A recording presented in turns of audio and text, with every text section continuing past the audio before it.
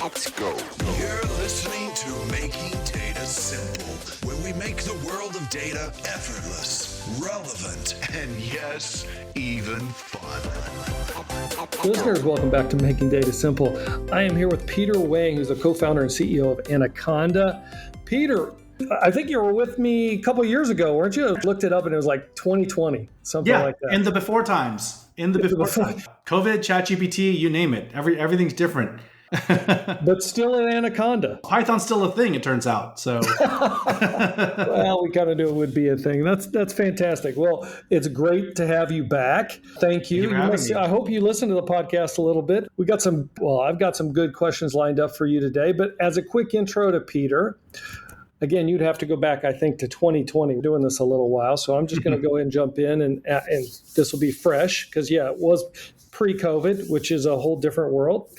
Peter is the Chief AI and Innovation Officer and co-founder of Anaconda. He leads Anaconda's AI Incubator. He advances, as he mentioned, core Python technologies and developing new frontiers in open source and AI and machine learning. And I think that's especially in the area of edge computing, data privacy, and decentralized computing. Welcome back, man. I appreciate you being here. Thank you so much for having me. Yeah, really looking forward to this conversation. Same. All right. But now I gave you the intro. So give us a little bit of your history, your experience, and you can already dive into what you've been doing the last couple of years. Yeah. So my history experience was that I've actually been using Python since about 1999. And I was a C++ programmer. Before that, I was a physicist. And I was just doing, a bunch of software development stuff in numerical computing, things like that. I picked up Python and then started doing consulting with Python for numerical computing. And a lot of that is prediction, right? Whether it's in science and engineering, whether it's in the financial markets. Python was starting to get used a lot in the late aughts for doing this kind of stuff, more so than other languages. And that's when I saw the opportunity to really take it beyond the niche areas of engineering computation and numerical computing, what some people might have called high performance computing, supercomputers, stuff like that, into the realm of doing data analytics for business computing purposes, for business prediction, for modeling and risk simulation. And then that was right when the big data wave started hitting, and Hadoop and all these things. And a lot of people started moving to cloud. And I saw the opportunity that Python could be a transformative tool for doing predictive data analytics. Now we call it data science, of course, and then machine learning leading on behind that. But I saw the opportunity for Python to be a very powerful tool, a very expressive tool. And this is the most important part, a very accessible tool. And that was the weird thing that when we started doing consulting with Python, me and my co-founder now, he was just another consultant with me back in those days. We noticed that the kinds of people who were using Python were not traditional software devs. In fact, they got a lot of flack from like Java devs and C++, C# devs. The Python people tended to be domain experts, or they tended to be quants or engineers. They knew the mathematical questions they wanted to answer, but they were not really software engineers by sort of, the traditional sense of a software engineer. So we saw that Python could be this bridge technology that would enable sort of these domain experts, subject matter experts, I think sometimes they're called in industry SMEs, right? They could then take Python and apply that to their problem, harness a tremendous amount of computation, and get their jobs done very quickly. So that's continued, I think, the march of progress now. It's almost weird to look back and say, well, of course, Python's the thing. When we started, man, it was a weird niche thing. People looked at me weird. I show up at big data conferences hawking Python. So that's kind of brings us to today. Last few years, I've been really focused. Well, I was the CEO for about 4 years. And then just in January of this year, I really leaned into leading some of the AI efforts and really in the incubation and sort of innovation areas, because there's simply too much going on. As a business, we're scaling and growing, which has been fantastic, and there's lots to manage there. But then my particular interest in my heart is in the innovation side, right? And with so much happening in AI, all these questions on open versus closed, risk versus reproducibility, and all these things, I felt like I just needed to dive into that, feet first, and really get into all that. Were you like sick of the CEO role? You just said, I'm done with it. I want to get more technical. It's not a glamorous job. I mean, I didn't start as the CEO. I started as the founding CTO, actually. Yes. I took over the CTO role in the fall of 19, really in an interim capacity. And then I ran the company for 4 years and grew it, took it through our Series B, scaled it some more. And then last year, 2023 was such an important year in terms of that was the first sort of year after ChatGPT's release. And also there's a lot of stuff happening in the financial markets. So at that point, it was clear that I could not both be the CEO and do all these innovation things, these deep dives I want to do on the AI side of things. I was personally quite torn about that. And so that's what leads me to my current role and the things I've been working on recently. Fantastic. Hey, one thing before I begin, like Anaconda is a distribution of the Python and R programming languages, is it not? Yep. But you never mention R. Why not? Well, I mean, we're best known for the Python stuff, right? Okay. But the interesting thing about our packaging technology, sort of what's at the heart of Anaconda, is that we essentially built a user-land open source packaging system that is almost like if you were to take a Linux distribution like Red Hat or Debian or something like this, and you made it specific for data analysis and you made it cross-platform on all the operating systems. That's really what Anaconda is. So we distribute a lot of C++ and Fortran as alongside as well as Python. And yes, as you point out, we also distribute R. But what differentiates Anaconda? I mean, nobody else doing this? Who are the competitors out there? Well, there's a lot of, I would say there's not really very many commercial competitors that are at the scale we're at. We're embedded in Excel now. We're embedded in Snowflake. We're in Watson. We're in Azure. It's just sort of, we're just at this kind of scale. But additionally, the task of IBM, Red Hat, y'all know how hard it is actually to build someone else's open source, make sure it works, test it, backport, and do maintenance, release the bug fixes. Those things are not very sexy, interesting things for a lot of open source devs, but they're things that people need, especially people in enterprise. They need that kind of a thing. So our competitor really from a end user perspective is a lot of the open source technologies where people use pip and they install wheels, and that kind of works, and sometimes it blows up, but they don't really have to think a lot about their software supply chain. But for people who are doing serious open source work or where the open source is in serious environments, that's where they really do need this kind of vendor support. And that's hence, our partnership with watsonx is part of that, to make sure that when people are running their AI models in Watson, that they have not only the cutting edge models from IBM, but that they have peace of mind relative to the open source ecosystem that's going in and powering those models. Hey, I got to take a pause real quick because I think you told me this last time, but why Anaconda? Why the name? I know it's like the biggest snake or the heaviest snake in the world. Anaconda was because I realized that we needed to take the scientific Python software stack and sort of rebrand it, do a marketing swizzle on it to make it Python for big data. So I figured Python for big data, big snake, Anaconda, it's just sort of rolled off the tongue. The unfortunate thing is I'm not really a huge fan of snakes. Like I'm actually, I have friends who like them and that's great. Like that's their thing. I'm not one of those people. So now I have a company and a product that I created and named after a kind of animal that I'm not a huge fan of. So now you probably have to go to a conference and they want to bring an anaconda and wrap it around your neck or something for publicity. No, hopefully not. We've had that on one occasion and then never again. We did bring Sir Mix-a-Lot onto one of our virtual conferences, wow. And so there's the other reference to Anaconda that also gets brought up sometimes. Anaconda don't want none. Yeah, that's right. Yep, you got it. Yeah, see, everybody knows that song. Everyone knows that song. All right, very cool. Look, but so you give up the CEO role. Or I don't know how exactly that played out, but you're no longer in the CEO role. Now you're Anaconda's AI, or you're leading the AI Incubator. What does that mean? Well, we looked at, last year when when ChatGPT, I call it the chattening, right, announced to the world that this thing was here now. GPT-3 had been around for a long time, actually. People were messing around with GPT for years. And then ChatGPT landed. I actually first started paying attention to the modern wave of AI with the GAN, generative adversarial networks, style GAN, things like that, image transfer. But with last year, it was clear that something major was happening. Something was emerging out of these LLMs and the embedding models. But it was also not quite clear what was our role in that space. We're not going to go and raise $1 billion to go build a foundation model, only having it blown away the following year or the following 6 months by some other company, right? That didn't seem like an interesting thing for us to go do. We looked at how could this be used for, open source and open source communities. We looked at what's the future of democratized data analysis. We looked at a number of these different angles and realized that while there were some things that were pretty clear that were important to be done, there were also a number of other things that needed research and needed partnership with community members. And so we established some principles about what we felt were the values of Anaconda as a company and as a community leader in the open source Python movement. and extending those values into the AI space. What does that mean, right?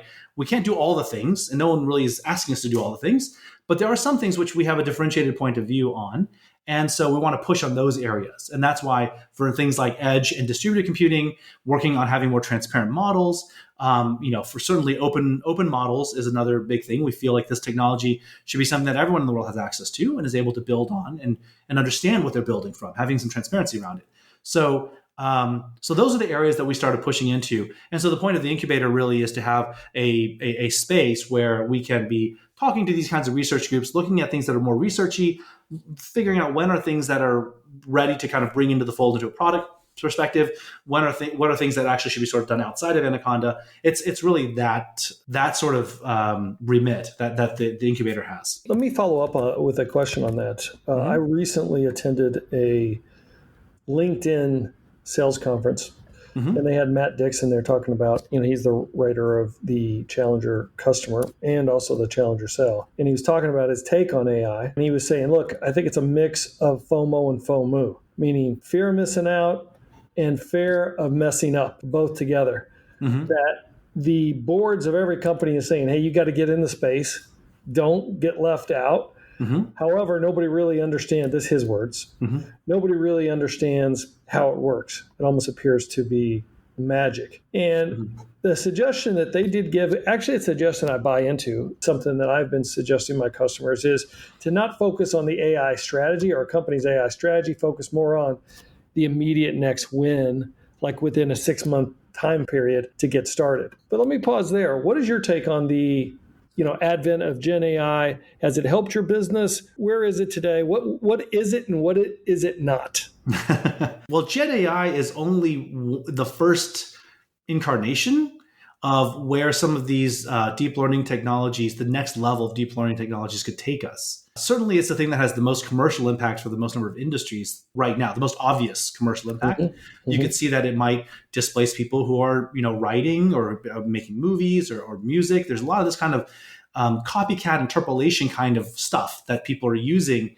And people hold up those use cases as this is just another kind of copyright appropriation or intellectual property theft, or these things are not very original, creative, and they sort of put all of AI in that pigeonhole. While some of those critiques of the early applications might be valid, at the end of the day, the amazing thing is that we used a relatively naive and brute force algorithm, transformers, to do this kind of embedding model that is able to generate, the algorithm is able to sort of turn electricity into not quite thought, but something that only humans could do before from a cognitive perspective. And so what I'm trying to say is that generative AI is only actually the first sort of distillation or concretization of some of the capabilities that we're getting from these AI approaches. There's a whole slew of additional AI research being done that will lead to amazing kinds of breakthroughs for humanity. So to ignore that as a reality is, I think, really having your head in the sand, right? There's definitely some stuff that's going to happen.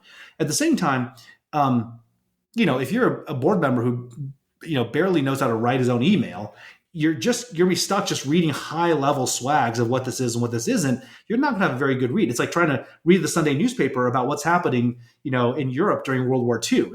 By the time you read about it, it's already done and happened, 2 months ago, right? So there's, I think, this idea that if you are a board, or even if you're management and you're not very clear on this stuff, you've got to actually put resources to lean in on the kinds of technical talent that can make sense of this and can tell you a bit more about what these things are. I think being too dismissive of it is almost like a cope, right? But the advice about focusing on what you can do over the next 6 months, I think that is actually fairly good advice. That look at what other people, if you don't have the ability yourself to understand what it is or what might happen, or you're not tied into some researchers that you really trust, then you really do have to look at, it's like you're on the other side of the chasm. You're not on the innovator side, you're on the adopter side, and you got to look at what other people are actually having success with and learn from that. And that's okay, because there's a lot of great stuff there too, right now even, right? But it's not going to be perfect, and you should proceed with care around some of that. But it's still, like the use cases people have for internal knowledge-based kinds of things, customer support kinds of things. Those are all really interesting use cases that people can adopt now. Where does Python come in? What use cases are you seeing on the most regular basis? Well, all these AI models, the research is being done in Python. The new kinds of approach, like when people implement the models, they're implemented in Python. And when you have to go and munge a bunch of the data, by munge, I mean, manipulate it, slice it, dice it, play with the training data, plot the training loss curves, do all these kinds of things. All of that is really being done in Python. There's some cutting edge stuff being done in C++. Some people will do these in other languages, but Python is the predominant language of AI at this point in time. The way that's kind of lifted our business is that I think, if you think about where PyData and Python for data analysis was, that's a useful thing. That's a disruptor for the entire BI category. That's great. But compared to the use of AI like everywhere, it's the TAM is much bigger on where could AI run. So just the places where people want to run Python expands greatly. People care a lot more about Python performance as well, right? Because these AI models require high performance. If you're running them in the edge, where you have lower power and lesser memory, you care about performance as well, but you care about efficiency. And so for all of these things, people care about doing Python well. They're starting to pay a lot more attention to where the package is coming from, because these things are getting deployed into sensitive environments. So this kind of stuff, the supply chain security, all that stuff is accelerating the maturation and the evolution of the Python ecosystem. But could you say more on the differentiation that Anaconda brings? You wouldn't need to use Anaconda's UI, or you wouldn't need to use, a certified distribution. Yeah, well, so there are actually a few things. Not only the security aspect, it's the Conda packaging technology that we created and still maintain, which is an open source technology, just like RPM, Red Hat. That's a open source technology. So I want to separate that technology from the commercial service that Anaconda provides. They're actually two separate things. There's advantages to both. So the packaging technology that we have is different than I would say the sort of popular standard of Python packaging, which is pip, in that we carefully track the C and C++ and other kinds of dependencies that a Python library might need. So you have visibility into that. You can pin to a particular version of like a GPU driver. So you can actually have a much easier time getting your stack stood up, knowing that it's going to work with this version of the GPU, knowing that it's going to work with that version of the Linux kernel. Those are the kinds of things that actually matter a lot in the workflow. So the Conda packaging technology is, I would say, superior in this sense, and that you have visibility into these things. And if you need to tie two of these models together, if you need to have like an image recognition thing that then does some Fourier transform, some other data processing, and then it does some additional generative stuff out here with PyTorch, that whole pipeline, you want really all that to work in a single project. You need all those pieces to be compatible with each other. That's where Conda really shines. And that's just our open source packaging technology. Then there's the commercial usage of Anaconda itself for businesses that care about understanding what's in their software stack. I mean, I think it just sort of goes without saying that you really would want to have a vendor that's able to tell you when things have security updates, when they're broken, who can actually help you understand the footprint of Python inside your business. That's something we've come across a lot. I would say that's been surprising in the last 6 months, that we've talked to more and more customers who say, well, I don't know how much Python we are using. I don't know if anyone is using Python. And then we show them how to set up and run a scan internally, and they have a lot more users than they thought they did, because everyone's using Python. They're just picking up and doing stuff with it. And then the IT folks are like, holy cow, we need to have a way of getting visibility into all this footprint. We need to have a way of pushing out patches. We need to have a way of limiting our exposure to certain kinds of open source licenses that might lead to legal exposure for us. All those kinds of things are the things that our commercial tools provide for people. And that's where a lot of the value is. Do you think clients are getting the security aspects here? I know that sounds like a very strange question, but they're using all kinds of large language models that have copyrighted material and all kinds of security flaws through them. And I don't know, it feels like there's a large part of the industry now just waiting for the other shoe to drop. Yes, that is true. And with LLMs and copyright, that's a whole nother, that's a fun discussion which we could have. But that's different than, for instance, if you are somewhat negligent in your general software security posture, right? The usage of open source software in applications for businesses that's not new. That's been going on for 40 years. And so, especially with the executive orders that have come down the pike and the NIST standards around software supply chain and SBOM, software bill of materials, businesses they have a hard time pretending they didn't know they should be having a better security posture with regards to the third-party open source they bring into their firewall. And that's separable from, I think, the LLM thing, which you're absolutely right. Most people want to use LLMs. They don't want to think too hard about it. They're waiting for the lawsuits to sort of resolve, and everyone's just kind of YOLOing it. I think that's different. Well, do you think that is that because the LLMs are somebody else's problem, whereas the software inside my development environment, I'm liable? The LLMs are someone else's problem. The LLMs, there's not that many. How many pieces of open source software are in the world? Millions and millions and millions. How many LLMs are people actually using? On the order of not even 100?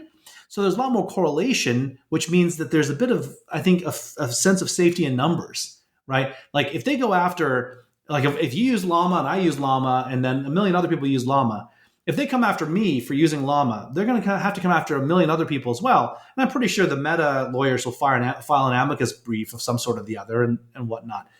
You got companies like Anthropic and OpenAI trying to offer an indemnity to users on this kind of stuff. So I think there's a sense of safety in numbers that there are so few models, period, that many people are then believing that they're just one fish out of a million fish that are all using that model. Just as a quick summary and a clear repeat, I'm going to ask the question a little bit differently, the differentiation question. If I said, hey, Peter's a nice guy, but I'm going to use Python. I'm going to go without Anaconda. Mm-hmm. What would you caution? Where are they going to fail? There's two ways that they can fail. Number one, Python packaging is an area where it is full of potholes and landmines. And so while it might be easy to get something going, you then can eventually run into a problem. You're like, God, life sucks. Python packaging sucks. I hate all this. And if you'd actually used Conda to start with, a lot of that stuff could have been easier for you, right? The second thing is if you're doing this in a business environment, especially if you're doing AI stuff, you really have to think about not just what you're doing today, but what's going to happen down the road. And many people, I think, packaging and environment management is not the sexiest thing for them. It's not the funnest thing in the world. They kind of want to just get it done, get it out of the way, and start doing their real work. And that's okay. But if you don't do that right, then you're creating a lot of security technical debt that down the road is going to be either your problem or someone else's problem to have to go and unhose. And so if you use Anaconda as a source of at least some of those baseline packages where there are binaries, opaque binaries that you're deploying into environments that are touching customer data and things like that, then you have actually a vendor that you can talk to. You have a vendor that you can go to for support. You have a vendor you can go to say, look, I read about this vulnerability. Is this package vulnerable or not? So we play well with a lot of the other tools in the space around open source security scanning and vulnerability management. We're certainly a tool and product in that space. But we specialize in making sure that the Python bits are done really well. And so there's very few false positives with us, certainly very few false negatives. And so we are, I would say that's really the value add is for someone who's doing this in a serious way. You really should be using us. There's just really no excuse not to. If you do just a search on Anaconda, mm-hmm. It's your advertisement or your branding is going to be the operating system for AI. Now, I know mm-hmm. Python does a lot of things, but tell me about the branding and essentially what you're trying to do there. So our view is that models will get smaller.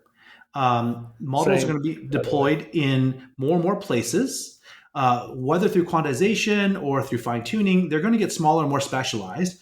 So people will be doing essentially software in a new way. And doing that software in a new way, it looks a lot like, some of it's going to be traditional software and some of it's going to be looking like composing models together and pulling all these things together.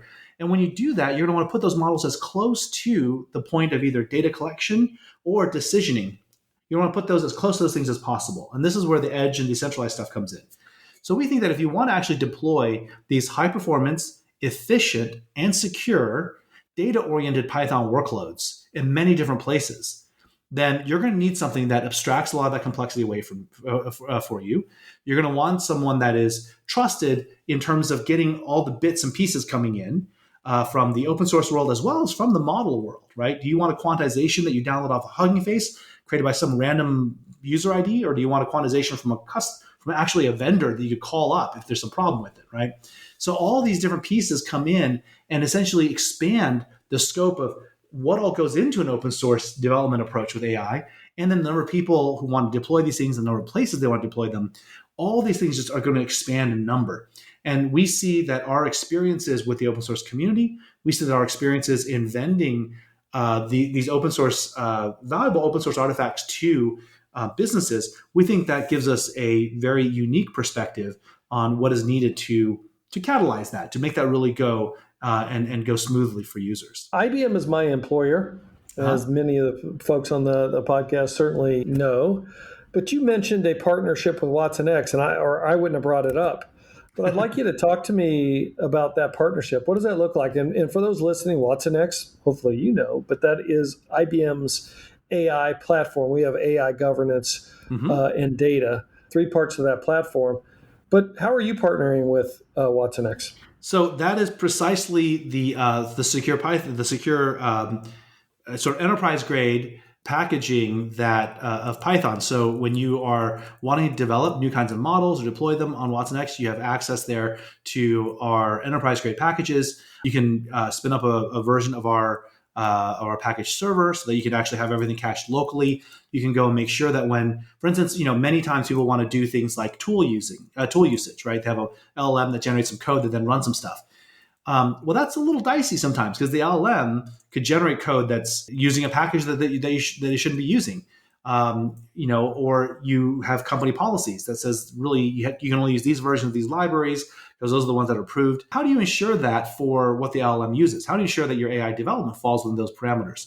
So we have, our partnership with watsonx makes it so that you can have access to these things inside your AI development deployment environment in Watson. And I will say kudos, by the way, to the IBM Watson team in building the Granite model in that we talked earlier about the copyright YOLO stuff. Granite is one of the very few that's quite transparent about the data sets that go into it. Absolutely. Right. It's a little shocking to me. I mean, I would say this in the spirit of partnership. I'm surprised IBM is not shouting this louder from the rooftops, right? Because it is such a differentiated thing. Most of the other models out there, they're like, oh, we're an open source model. Well, sure, the source code for the model is open, but the weights are free. But what made those weights?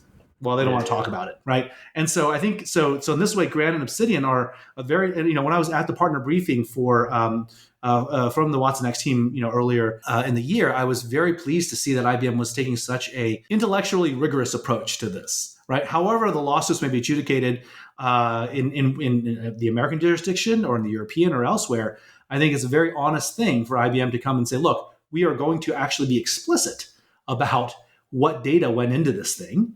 And if you have an issue with it, come talk to us. Like, that's a fine way to proceed. Look, thank you for saying that. And yeah, if there's anything that IBM probably doesn't do well is marketing ourselves. We don't like to talk about ourselves as much as we should, and we need to. But you're absolutely right. Look, we have data fact sheets for every one of the foundational models. Yep. Our philosophy is that people will come to their senses, and I believe this to be the case as well. By the way, our philosophy is smaller models, just like you.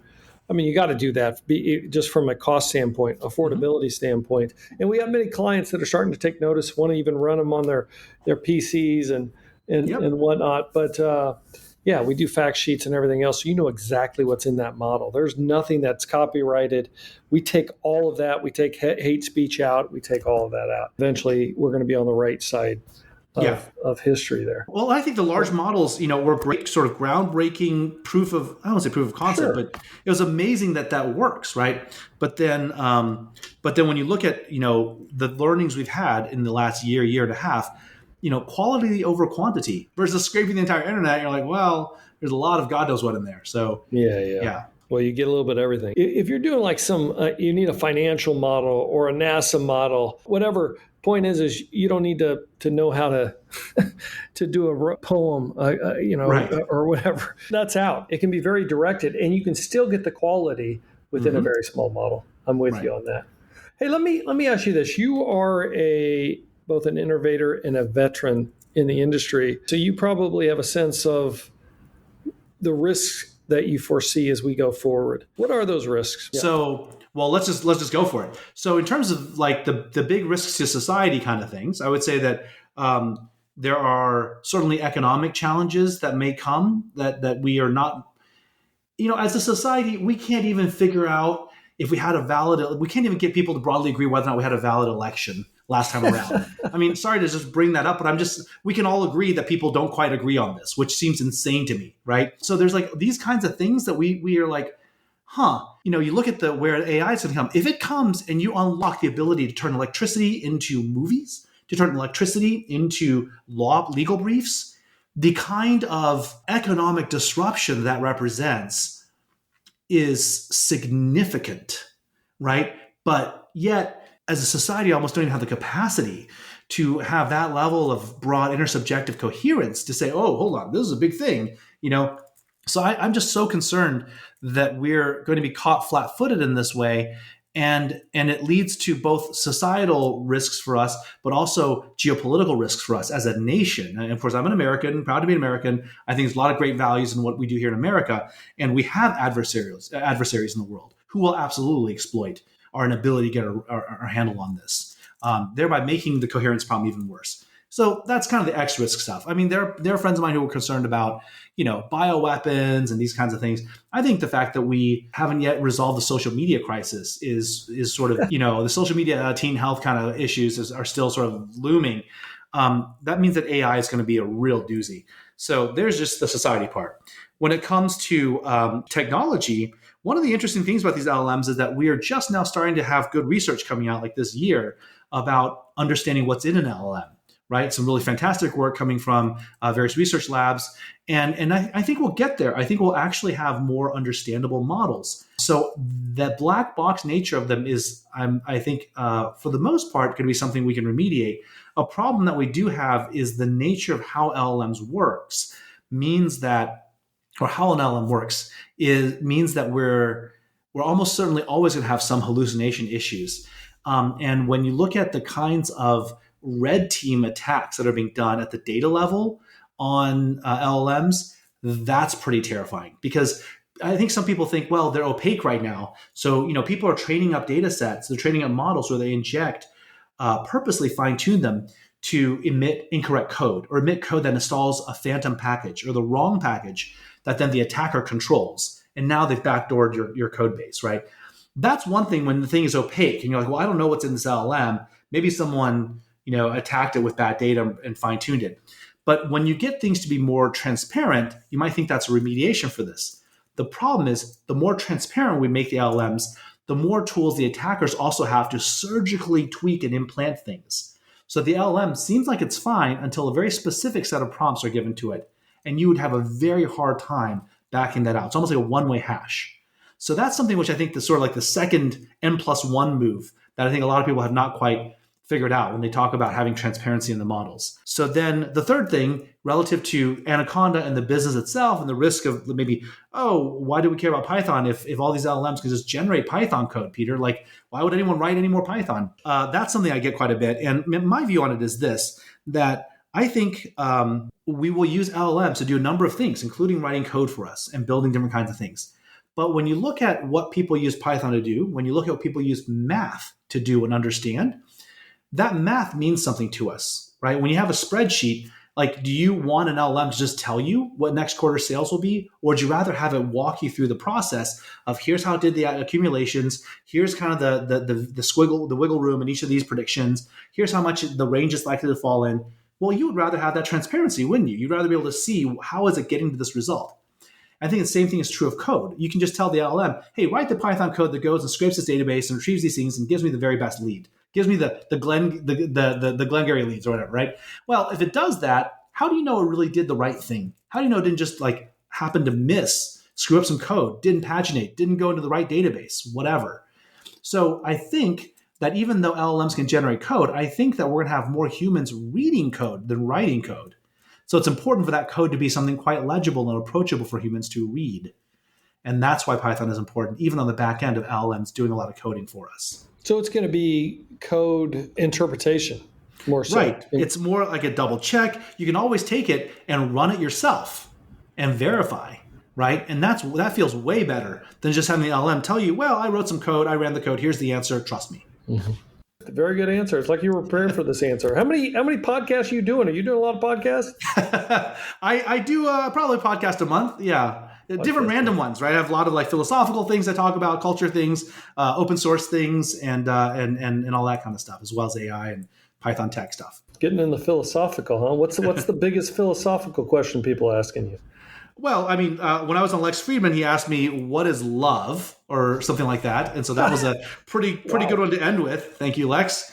But I think philosophically, one of the ones that people tend to ask about, I go on quite a bit about how I think open source is an example of a model of human collaboration that's more effective than capitalism. I'm not a communist. I'm not some Eric Cartman style, some like hippie with a drum circle. Like I have friends who are hippies that participate in drum circles, so I can say that. But I'm actually a refugee from communist China. I do like market economies. I do believe in the nature of having venture risk, participating in reward and things like that. All that's great, but at the same time, there's a lot of limitations to it. Namely, there's a sort of scarcity mindset that comes in the business models. And open source is a mode of human collaboration that is fundamentally generative, that is fundamentally participatory, and far more efficient than capitalism at producing certain kinds of results. So that is, for me, something to look towards as we look at what could AI do for us in a world where you have like South Korea talking about going to a 4-day work week, right? At South Korea, a place where people are working themselves to death, they're talking about going to a 4-day work week. We're talking about UBI here in the United States more and more. We do have to have a conversation about what are we all doing together as a society? How do we make sure we can create a sustainable and wonderful place for future generations? And AI is part of that equation. And having good market dynamics is also a part of that equation. So those are the kinds of philosophical things I talk about relative to open source and how we can learn from its principles and values. You say you're a refugee from communist China. Mm-hmm. What's your take on China right now, since we're off the rails already? It feels like the relationship has went back like 20 years. Am I being too dramatic? Oh, China as a whole, that's a whole nother podcast series on its own, man. And I don't live there, but I, of course, have some connections. I read a lot about what's going on there with great interest. They are in a real estate leveraged bubble, infrastructure and real estate leveraged bubble that is going to be a really rough thing to land, especially with COVID supply chains, especially with all the saber rattling over Taiwan, with Xi Jinping basically declaring himself ongoing president for ad infinitum. These kinds of things make the rest of the world not particularly eager to rely on China as their sole provider of various kinds of high-end manufacturing and important things. And that I think is going to create economic challenges for China, which, I don't know how they get through that politically. I think that it's good for countries to be self-sufficient in many ways in their supply chain. So that's why I think for the United States to be building, chip manufacturing onshore, to have a lot of our high-end manufacturing, to provide really good, well-paying vocational jobs and tech jobs for people, and broadening kind of the economic base of the middle class, to build our future in space, in medicine, in material science, and all these kinds of things, renewable energy. So, I think that's all really good for us to do. And as we do that, the Chinese economic miracle, I'm basically as old as modern China. So Deng Xiaoping took power basically the same year I was born. And that's when China started modernizing. And so this is how old China is, right? Modern China. And it popped on an economic miracle based on American exports, based on Wall Street pushing America, to offshore all this manufacturing and everything else. And now we're seeing that pendulum swing backwards. And as the tide goes out on their export trade, they're really having to do some interesting things over there. I hope it'll settle into a good place, because it's an amazing country, so many amazing people, so many smart, amazing people there. They're building electric cars like nobody's business, right? But the economic and the political hurdles are real. They're definitely real.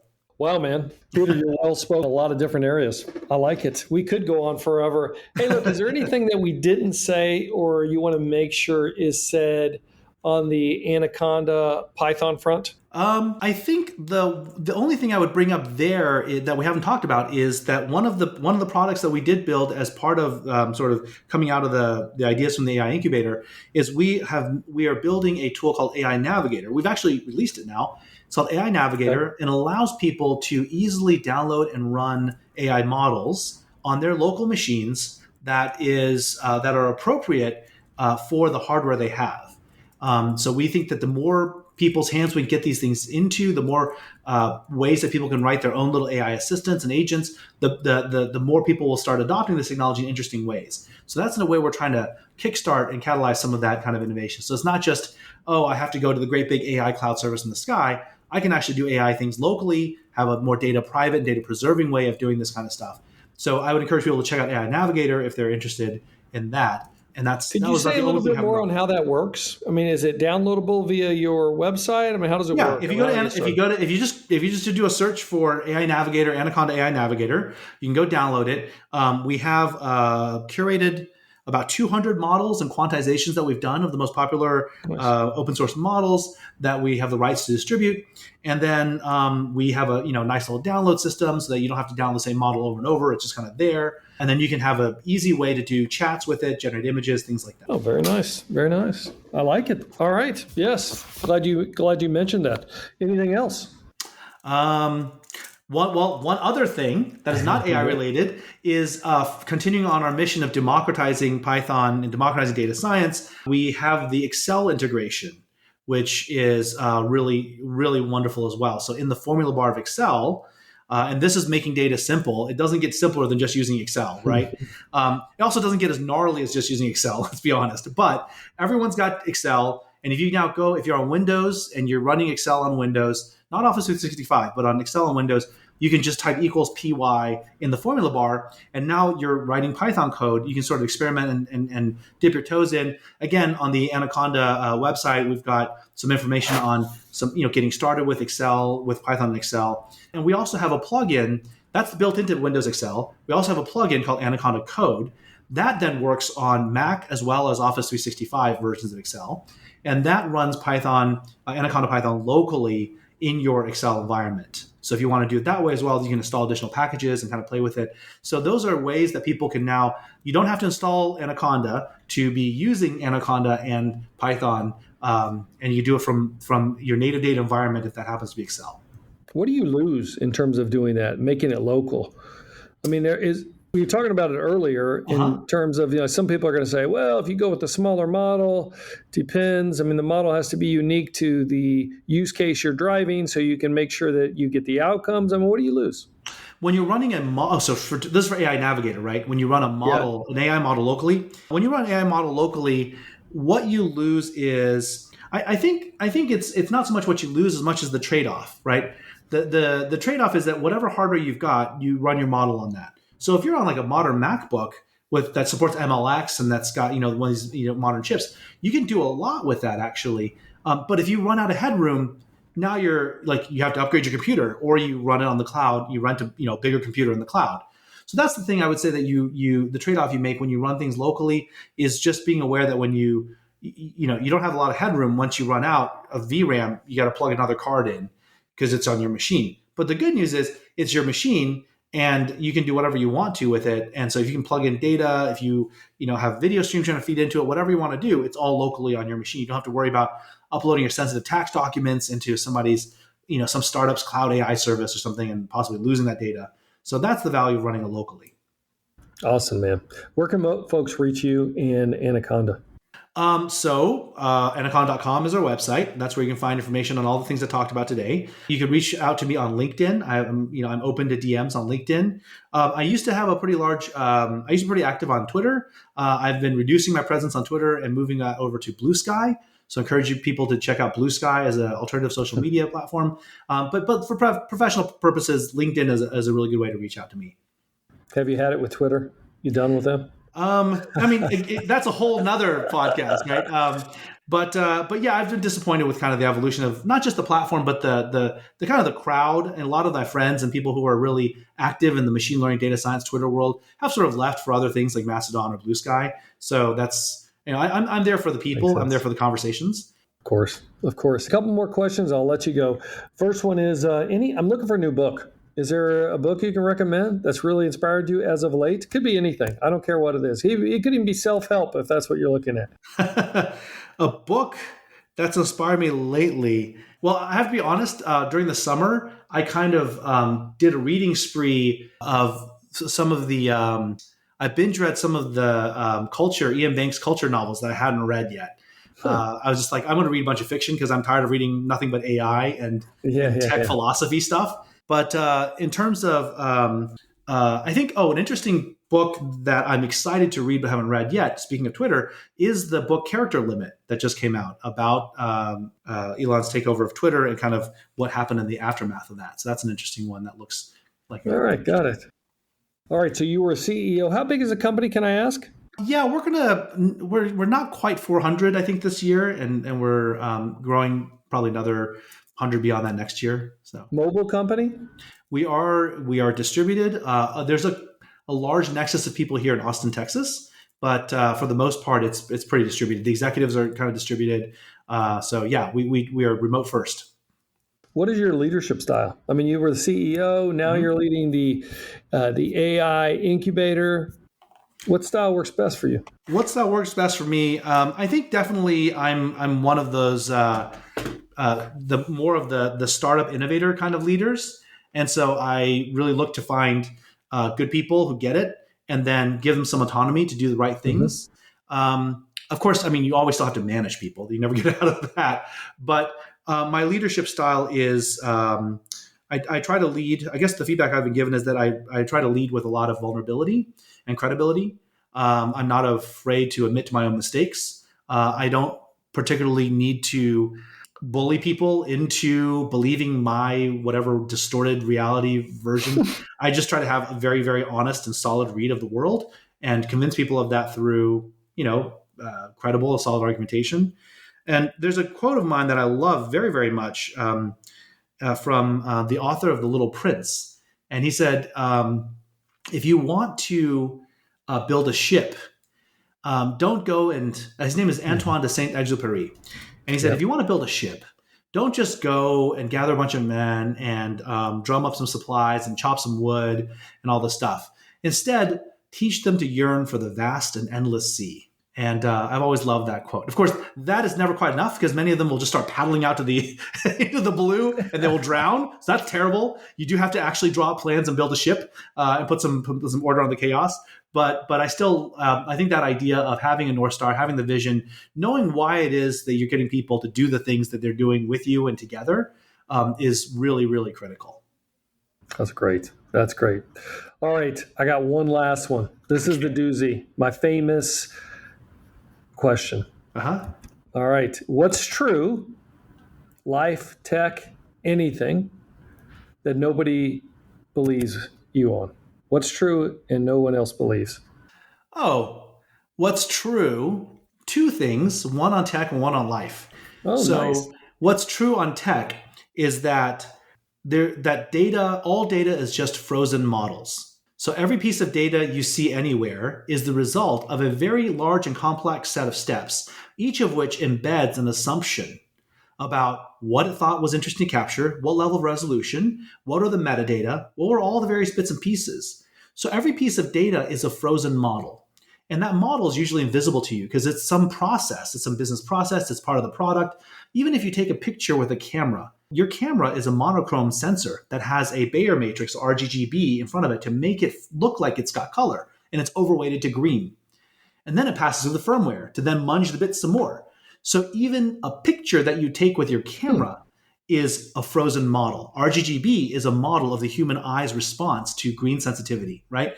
So these are the kinds of things that I think it's important for people to think about, because even though AI is now really justifying this idea that data is really valuable, if data is the oil, these AI predictive systems are internal combustion engines. They make that oil valuable. And so people are going to get more and more jealous about their data. And so ironically, just as people are starting to get really more and more jealous about their data, that's when they're going to have to really understand that data is just frozen models. So if you want timely prediction, you want to put a sensor as close in the field as possible to get that live data and to get that liveness of the stream. And I think that's the world we're moving to. Not today, not next year, but 10 years from now, I think the truth of this will really have played out in the market. All the big players will have melded prediction and sensing with the data storage. So the data storage becomes it's not the central thing at all. It's a prediction. And I call that cybernetics. I mean, it's not just me. Everyone calls it cybernetics. But the cybernetic revolution is what's actually coming. That's the truth about tech. The second thing that's true about life is Man was invented by water to carry itself uphill. Say that again. Man was invented by water to carry itself uphill. That's a great, man. I'm gonna have to. Can I tweet that? You can tweet that all you want to. I stole it from a Bash Fortune, in 1996 or something like that. So, that's great. It's not me, but it can come via me. But it's one of those things that the more you think about it, the angrier you get at how true it is and how screwed up it is. That's the truth. Awesome, man. You are awesome. You like the new role? Do you like it better than the CEO role? Oh my God. Yes. I mean, it's so much nicer to be able to actually, there's, it's like everything, there's pluses and minuses, but for the most part, I'm definitely tech innovation is sort of what's in my blood. That's what I love doing. That's where, awesome. That's what I love doing. So I really appreciate the chance to focus on that. So thank you so much for being here, Peter. Thank you, Al. This has been fantastic. I really appreciate it. Awesome. Peter Wang, everybody, Anaconda. Thanks again. Yeah. Look, team, thank you for listening. Hit us on almartintalksdata@gmail.com. Love to hear from you. And until next time, as always, we will see you on the podcast. Later on. Bye-bye.